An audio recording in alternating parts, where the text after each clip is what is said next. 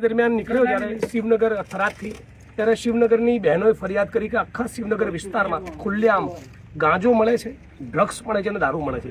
ત્યારબાદ કેટલાક મિત્રો હમણાં જગ્યાએ લઈને આવ્યા. આ બાજુમાં સ્કૂલ છે. કેમેરામેનને વિનંતી કરું કે તમે જરા સ્કૂલ બતાવો. આ સ્કૂલ છે અને સ્કૂલની બાજુમાં આ મકાનમાં અહીંયા આ બાજુ લાવો કેમેરો. આ તમે અંદર લઈ જાઓ. આ જો મકાનની અંદર સ્માઇક્સ જે ડ્રગ્સ લેવાની પદ્ધતિ છે, આ માચીસની પેઢીઓ અને પેલું જે ચમકે છે એ સિલ્વર પેપર એ સિલ્વર પેપર ને માચીસ પૈસા વાળીને પીવ્યા, પૈસાની નોટ પડી છે. હા, એ બધાનો ઉપયોગ અહીંયા સ્માઇક્સ પીવા માટે થાય છે દરરોજ સાંજે. બરાબર, દરરોજ સાંજે સ્કૂલની બાજુમાં અને સ્કૂલની અંદર બી.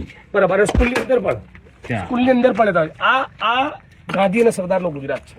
અને હર્ષ સંઘવી જે ડંફાસો મારે છે, વિડીયો બનાવીને કે મને જાણ કરો દારૂ ક્યાં મળે. આ જો બિલકુલ આ જો અહીંયા સ્પાઇક્સ ખુલ્લેઆમ અને બાજુમાં સ્કૂલ છે.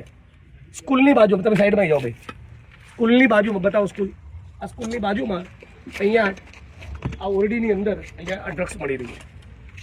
અહીંયા ડ્રગ્સ લોકો પીવે છે. બિલકુલ.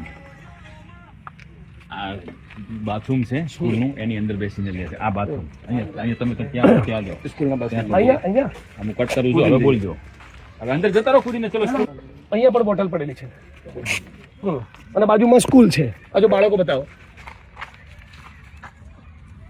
અને બાજુમાં અહીંયા ડ્રગ્સ વેચાય છે. આના દરવાજા તોડીને ભારતીય જનતા પાર્ટીની સરકાર કહે છે બનાસકાંઠા જિલ્લાને 2 મંત્રી આપે અને થરાદની અંદર એ ડ્રગ્સ વેચાય છે. બિલકુલ.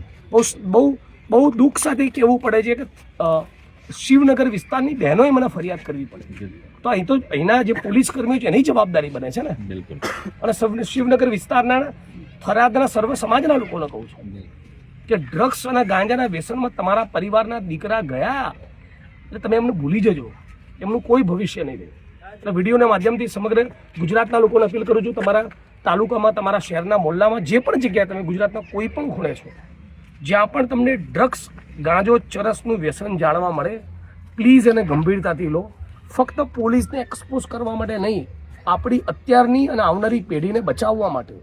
એવા ખતરનાક કેમિકલ ડ્રગ્સ આવી ગયા છે કે સળંગ 4 દિવસ 5 દિવસ કોઈ વાર જીવનમાં પહેલી વખત માણસ લે તો 6થા 7મા દિવસે ડ્રગ્સ ના મળે તો પોતાની માના ગળાની ચેન તોડીને પણ લોકો ડ્રગ્સ ખરીદવા જતા હોય છે. એટલે આપણે ગુજરાતને ઉડતા પંજાબની જેમ ઉડતા ગુજરાત નથી બનાવવાનું. ફરી એકવાર આપ સૌને અપીલ કરું છું, પ્લીઝ ગુજરાતના આપણા બધા જ લોકો સાથે મળીને ડ્રગ્સના દૂષણ સામે લડીએ. અને થરાદ પોલીસને પણ વિનંતી કરું છું કે કોઈ પણ સંજોગોમાં ફરી આવો વિડીયો અમારે બનાવવો ન પડે એ તમે સુનિશ્ચિત કરો.